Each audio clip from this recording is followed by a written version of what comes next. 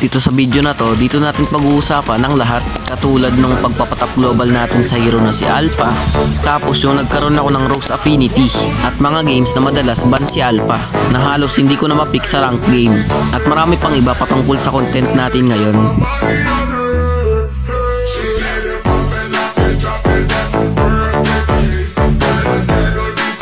Ito na nga po pala yung day 2 ng pagpapatap global natin sa hero na si Alpha.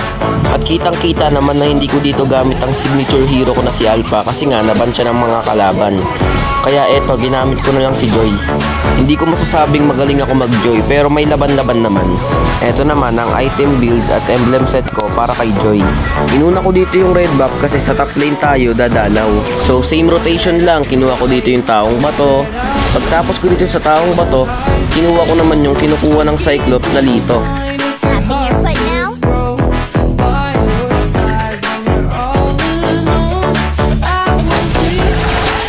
Pagkatapos nun, pupunta lang sana ako dito para kunin yung blue buff ko. Kaso yung Franco may masamang binabalak, gustong kunin yung blue buff ko.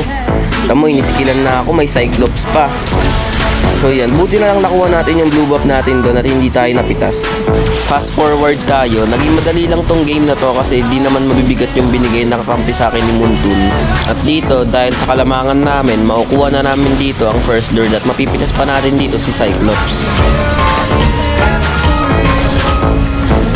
So yun, panalo tayo sa game na ito at mag-proceed na tayo sa second game. Dito sa second game, ginamit ko dito si Freya bilang XP lane. At trio gameplay nga pala to guys, kasama ko dito yung Alpha at si Lina. Dito sa part na to, minions lang sana gagawin namin kaso pumalag yung Argus kaya di na ako nagkatupiling palagan din. At yun, na first blood natin siya. Kaya dito nagpadalaw na ako sa Selena.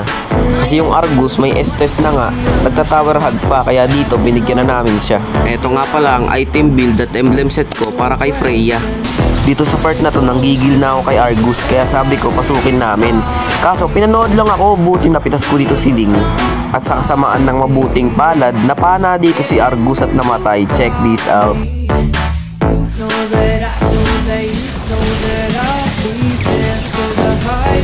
Tapos dito, di ko alam kung anong pumasok sa isip ko at pinasok ko dito sa tore. Well, nandito na rin naman tayo. Nakipagpalagan na ako sa mga kalaban at sadyang makakapitas tayo dito ng gold laner nila kaso napitas din tayo. So yun na rin yung winning condition natin sa game na ito. At yung third game naging invalid kasi AFK yung Moskov namin kaya nag-concede na kami. Kasi di naman ako siguradong may papanalo namin yun. Bawi na lang ako sa day 3 ng pagpapatap global natin sa hero na si Alpha, okay?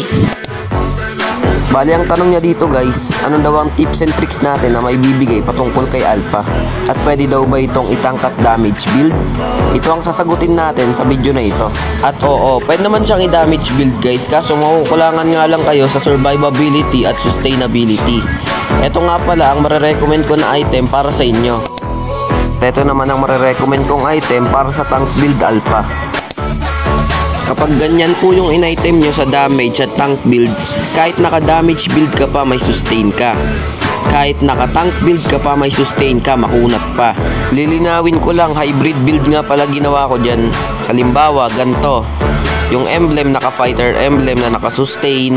Tapos yung item, naka-tank. Tapos minsan naka-damage. Sa damage po, required po yun na merong War Axe tsaka Hunter Strike. Sa dep item naman po, required po doon ng Queen's Wing. Kaya kahit i-damage at i-tank build mo pa yan, may sustain ka pa rin. Pero mahina nga lang. Marami pa akong ikukwento. Katulad ng 4-man on mic kasama yung mga kaibigan ko sa high school. At mga picking namin sa game. Katulad ng core prank ko ni Rem. At yung laban ni Tristan at Chua. I-explain ko na lang kung ano nangyari sa game na ito kasi bawal ko itong i-content. 1-4 po yung naging standing at nag-concede si Tristan. Kaya hintayin nyo yung rematch nila sa channel na ito. Pag-usapan naman natin dito kung paano ako nakakuha ng Rose Affinity. Actually, yung Rose Affinity ko, di ko naman talaga yan kilala. Nakita ko lang yan sa global chat, naghanap siya ng Rose at kaduo na rin. Eh di ako na curious nga kung ano kayang pakiramdam ng may Rose. Kaya ayun, sabi ko tara laro.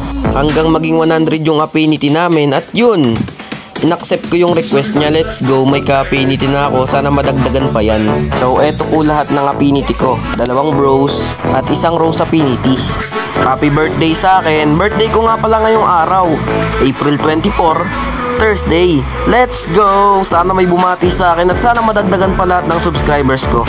Sana maka 1K na tayo ngayong taon at sa pasukan. Thank you. Ito nga pala yung motivational line na narinig ko kay Doc Jean kaya ako bumalik sa pagiging content creator.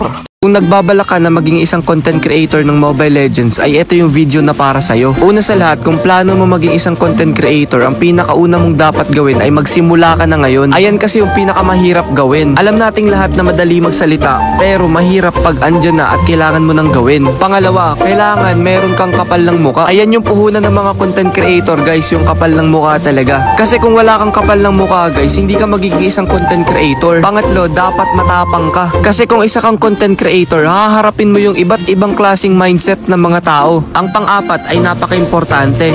Kailangan meron kang originality. Okay mag-recycle ng mga content, pero yung tipong gagayahin mo na yung isang content creator talaga, mali yun. Kasi kahit anong gawin mo, tapos hindi naman ikaw yung nagpasimula ng isang content na yan, hindi pa rin sa'yo mapupunta yung credits. At ang malala pa nun ay hindi ikaw yung matatandaan ng mga tao. Kaya napaka-importante ng originality pagdating sa content creation. At ang panghuli ay dapat mahal mo yung ginagawa mo at masaya ka sa kung ano yung ginagawa mo ngayon. Ako yung isa sa mga makakapagpatunay sa inyo guys na kapag hindi nyo mahal yung ginagawa nyo ay hindi kayo magiging masaya. Dati na kasi akong content creator guys, tapos kasabayan ko pa dati sila Sir Fuego, si Waknu, si Trippings, and then ako yung isa sa mga tumigil dahil nga hindi ko mahal yung ginagawa ko dati. Pero tignan nyo ako, mahal ko na yung ginagawa ko. At dahil mahal ko yung ginagawa ko, consistent na ako nakakapag-upload araw-araw. Ayun ang sekreto guys para maging isang content creator. At syempre, dapat humble ka lang.